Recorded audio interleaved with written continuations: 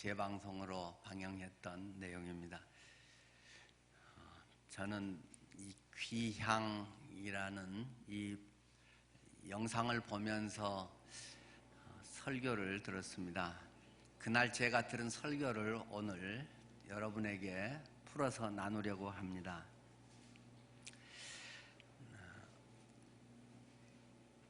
이 멘트가 참 우리 마음에 와닿는 그러한 명구들이 많이 느껴졌습니다.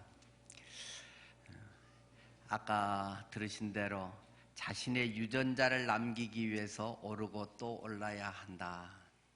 이런 회귀 어종들, 황어, 열목어, 지금 연어에 대한 이야기를 쭉 우리가 봤는데, 자신의 유전자를 남기기 위해서 오르고 또 올라야 한다.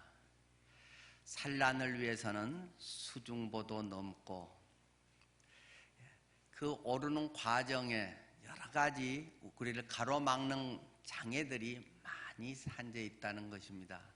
여러 가지 많은 장애물이 있지만 중도에 포기하지 아니하고, 나는 하려고 했다라는 마음 정도에 위로받지 아니하고 끝까지 온몸이 상하든 손해를 보든 자기가 죽을 고통을 당하든 그것을 뛰어넘어서 그는 거슬러서 올라가고 있다는 것입니다. 어떻게 그렇게 할 수 있는가? 많은 신비고 과학자들이 연구를 많이 했습니다. 거기에 지금까지 알려진 바로는 자신의 태어난 강물의 냄새를 맡고 약 2만여 킬로미터를 이렇게 찾아서 온다는 것입니다.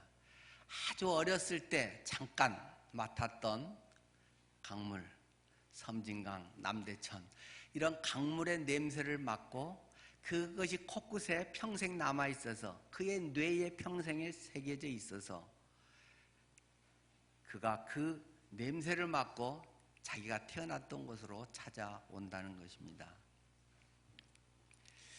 저는 이것을 본향을 향해 가는 회귀성 DNA가 아닌가 그런 생각을 합니다.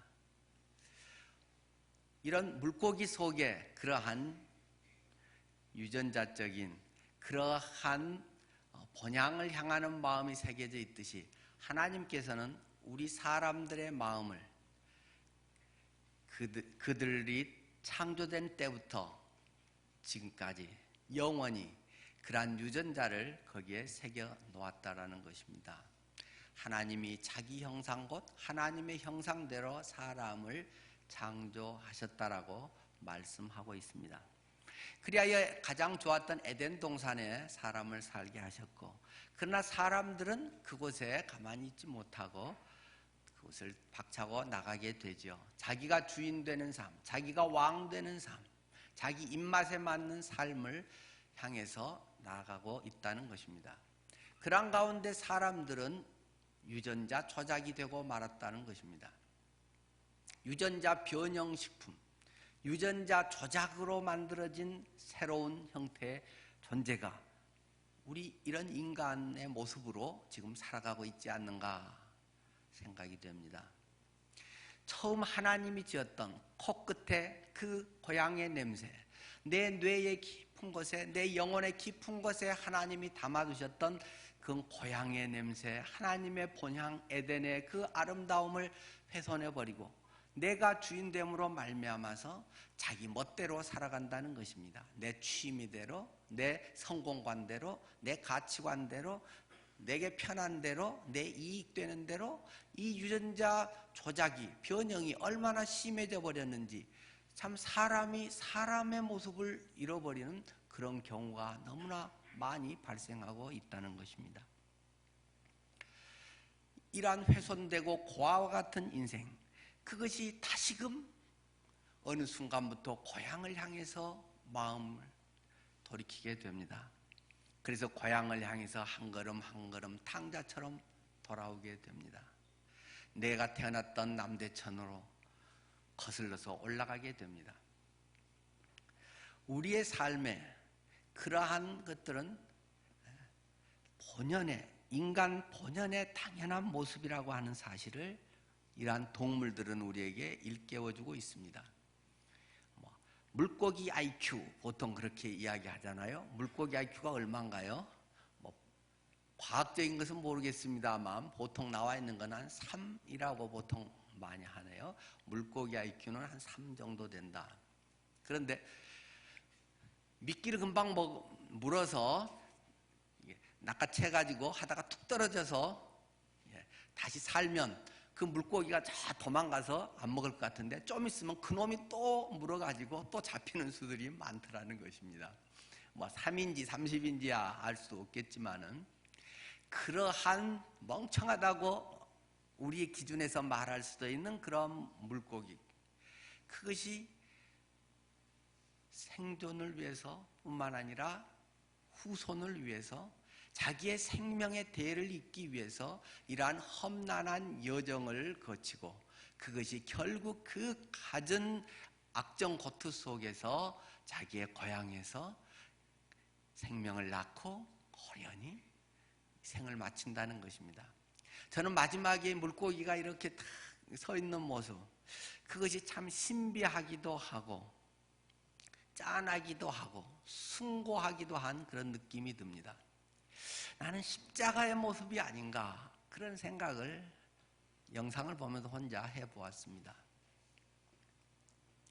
자기의 모든 것을 다 주고 혹시 그 아래 후손에 영향이 있을까봐 식음을 전폐하고 전혀 아무것도 먹지 않고 배설을 하지 않고 그 힘든 여정을 퍼득거리면서 온몸을 찢으면서 올라가서 다 죽고 그저 이제는 내 자신의 것은 아무것도 없이, 무게감도 없이, 자존심도 없이 이제 빈 헛개비처럼 떠오르고 있다는 것입니다.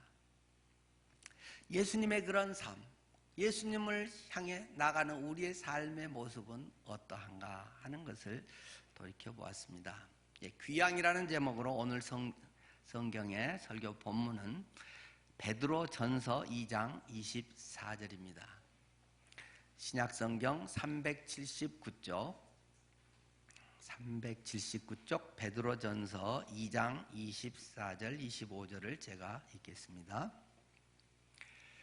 친히 나무에 달려 그 몸으로 우리 죄를 담당하셨으니 이는 우리로 죄에 대하여 죽고 의에 대하여 살게 하려 하심이라. 그가 채찍에 맞음으로 너희는 나음을 얻었나니 우리가 전에는 양과 같이 길을 잃었더니 이제는 너희 영혼의 목자와 감독 되신 이에게 돌아왔느니라. 너희가 전에는 양과 같이 길을 잃었더니 이제는 너희 영혼의 목자와 감독 되신 이에게 돌아왔느니라. 주님은 말씀하고 있습니다.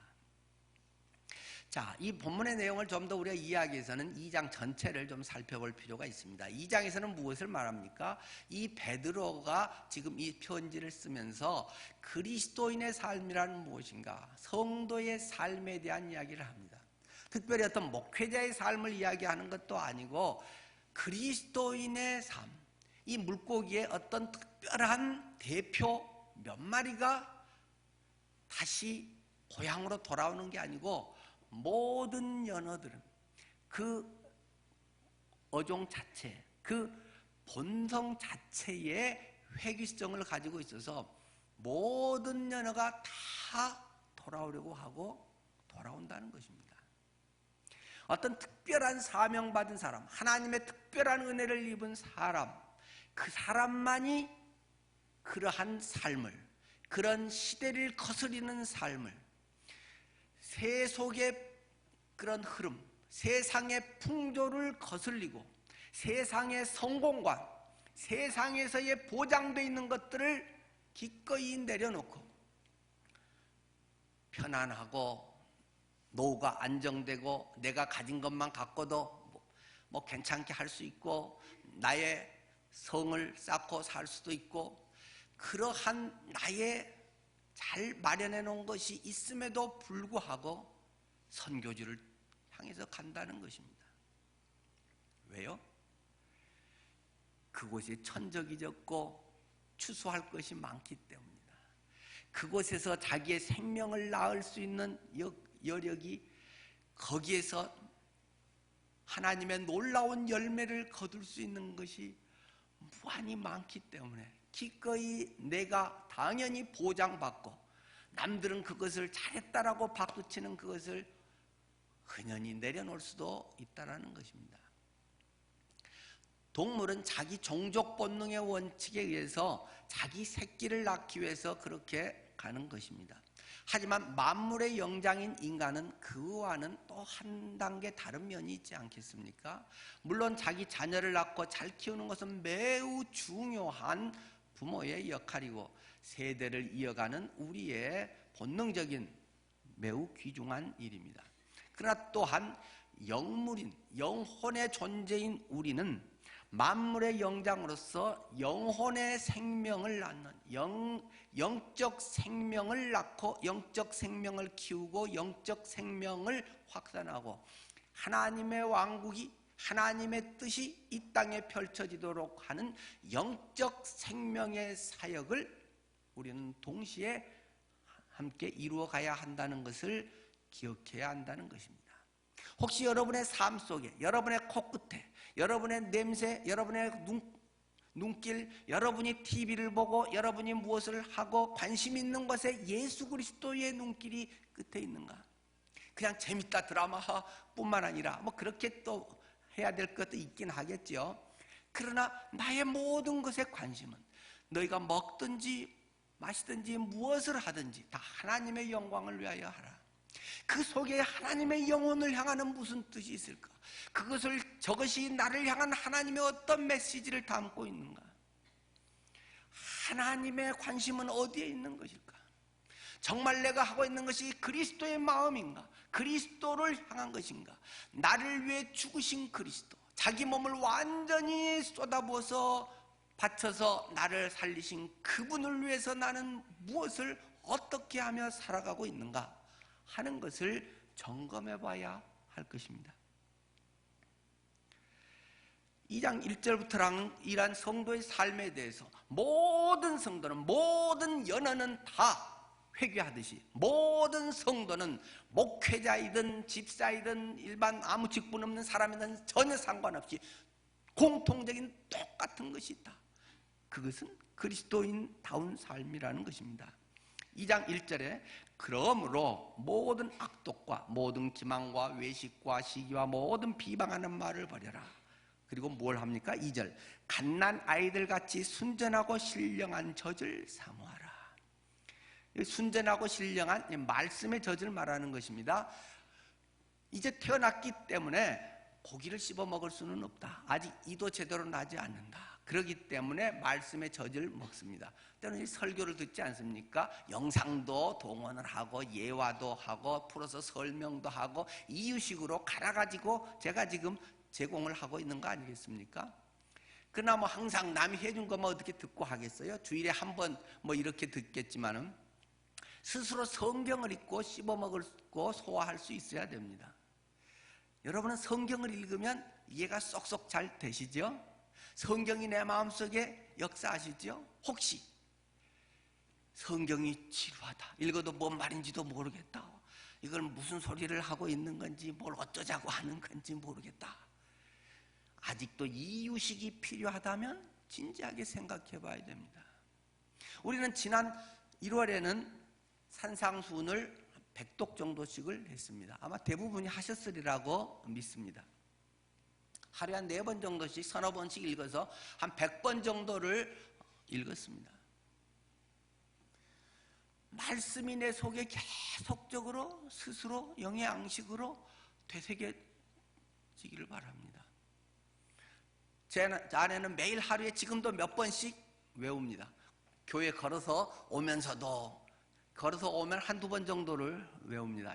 한 번 좀 더 외우더라고요. 걸어오면 저희 한 20분, 25분 정도 저희 집에서 걸리는데 걸어오면서 한 15분 정도면 외우기 때문에 외우고 다니니까 어디든지 잠깐 시간 나도 외우면서 묵상을 합니다.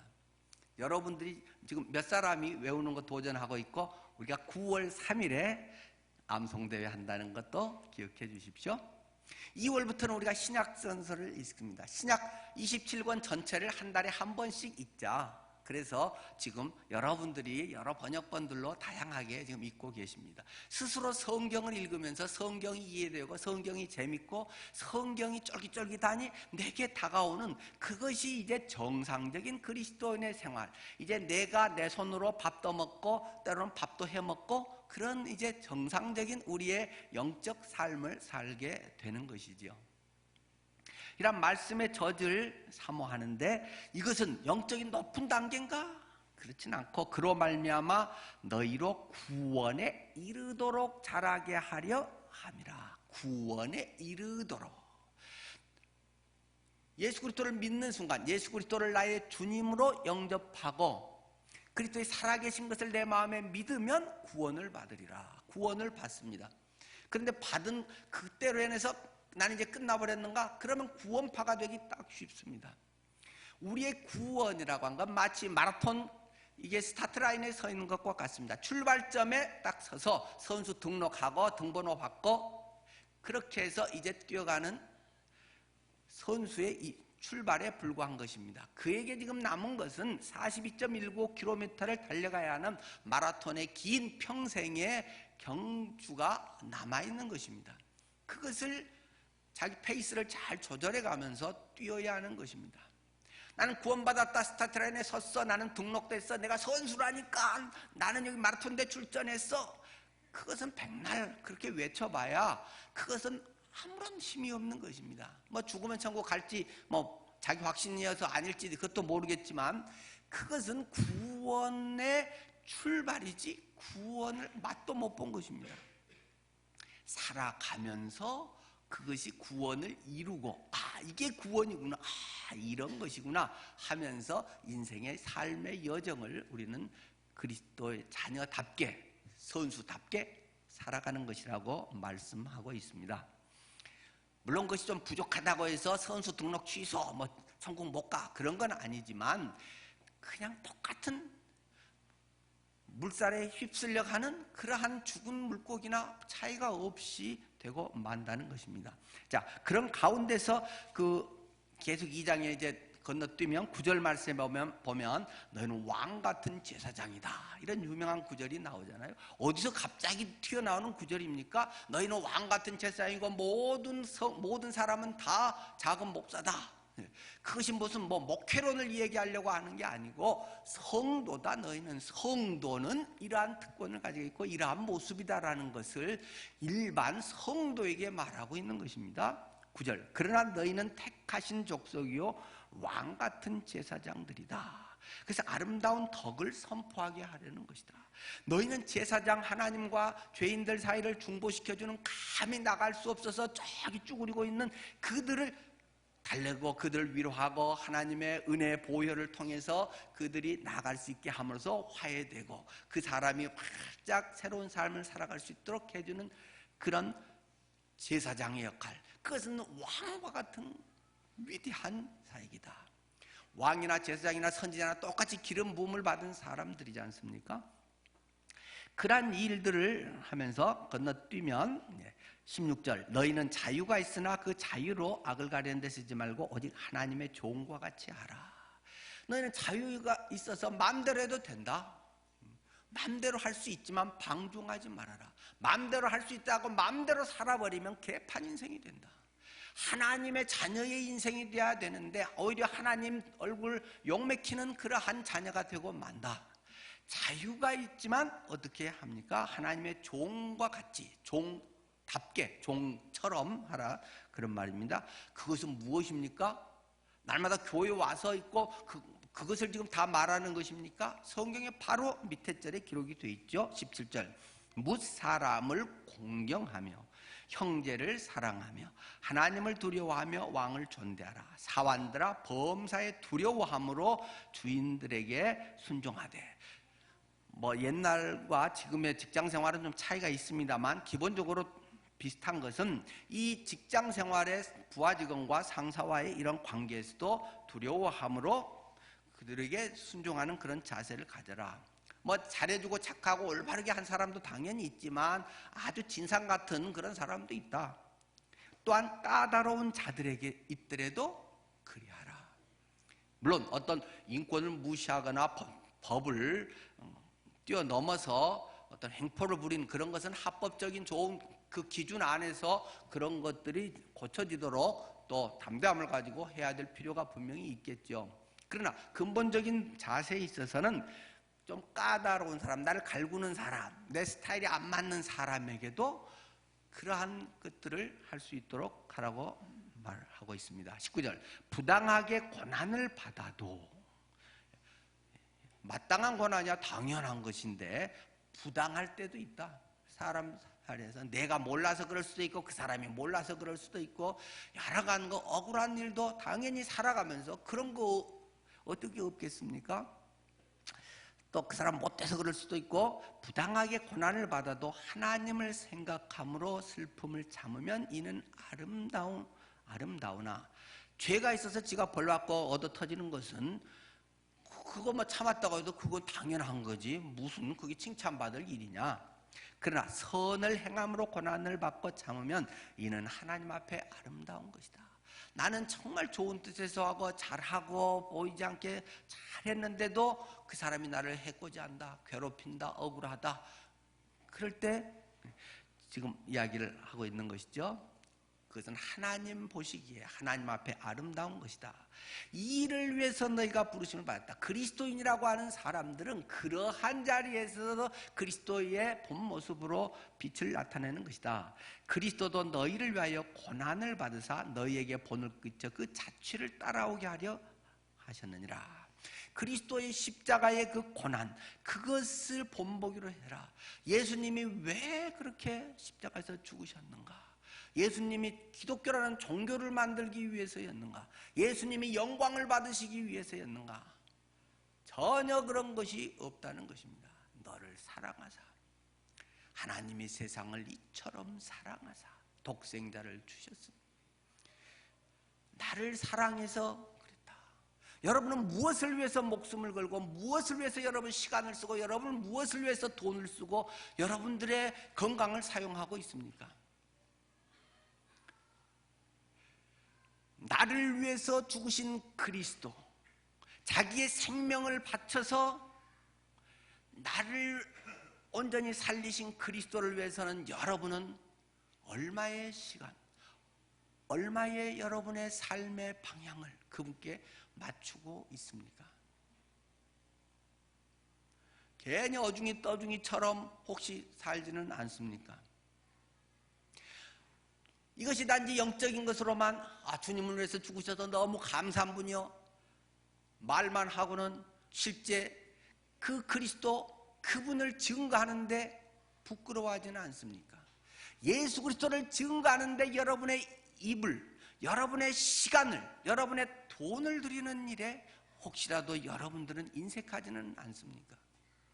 그 방법은 아주 다양합니다.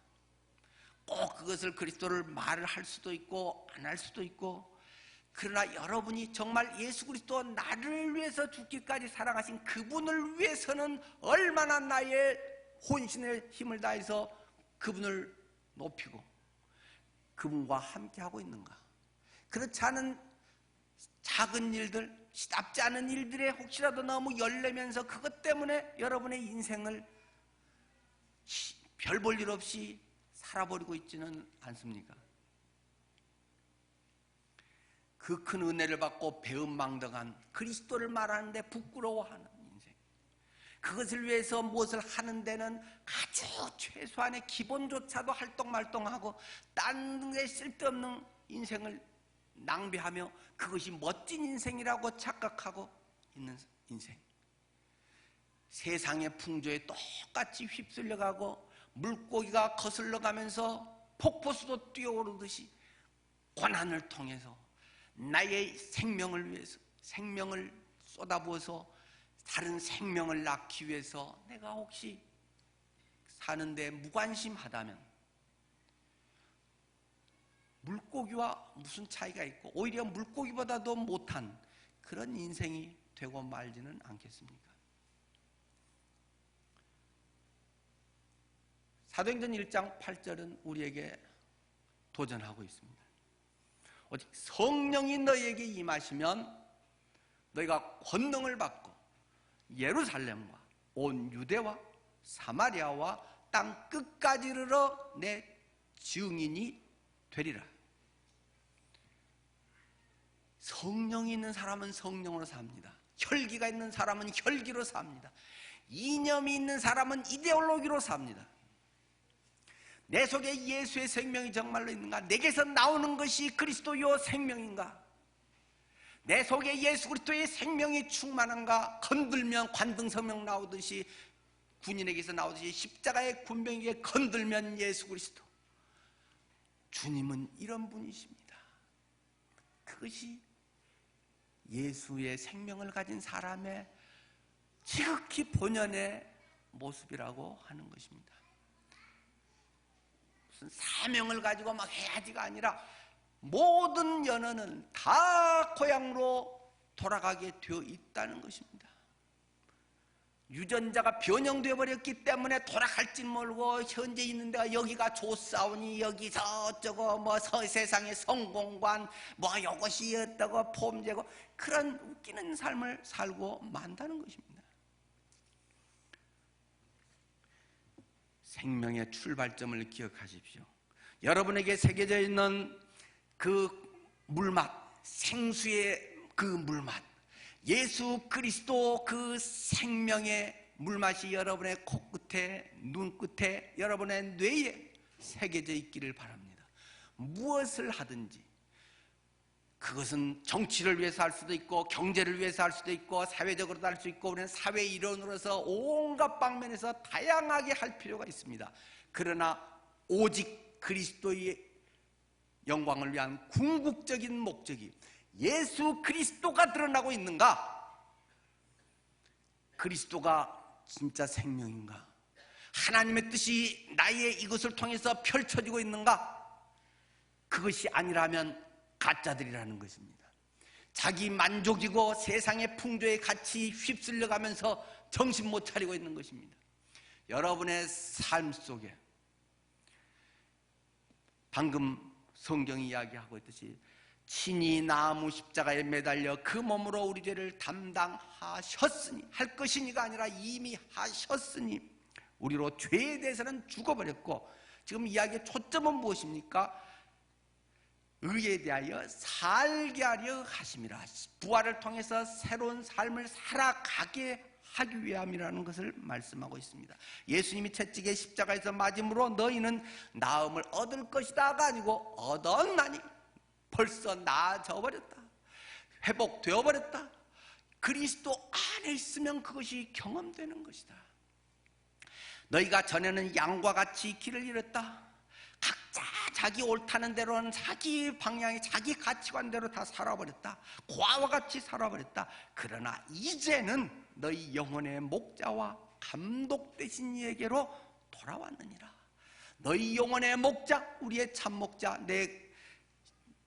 나는 선한 목자라 말씀하신 예수 그리스도, 그분에게 돌아왔다. 그분은 가만 놔두지 않고 우리의 감독자다. 잘못될 때 아니 여기 이리 가야지 가르쳐 주신 감독자. 자꾸 이 감독자의 감독을 받아야 되는데 자기 멋대로 계속 살아버리면, 자기의 생각, 가치관, 혈기대로 살아버리면 엉뚱한 인생이 되고 만다는 것입니다. 여러분은 그리스도께 돌아왔습니까? 감독 되시니 나의 목자 되신 그분께 돌아왔습니까? 그것이 여러분의 삶에 이 생을 마칠 때 후회 없는, 참으로 남들이 보기에는 마지막 연어에 서서 아무런 힘도 없이 떠서 이렇게 흘러가는 것 같지만 참으로 숭고한 죽음의 모습이 될 수 있다는 것입니다. 여러분은 어디로 돌아가시겠습니까? 여러분의 귀향점은 어디십니까? 함께 기도하겠습니다. 순교자적 삶, 부활의 삶, 그건 생명의 삶입니다.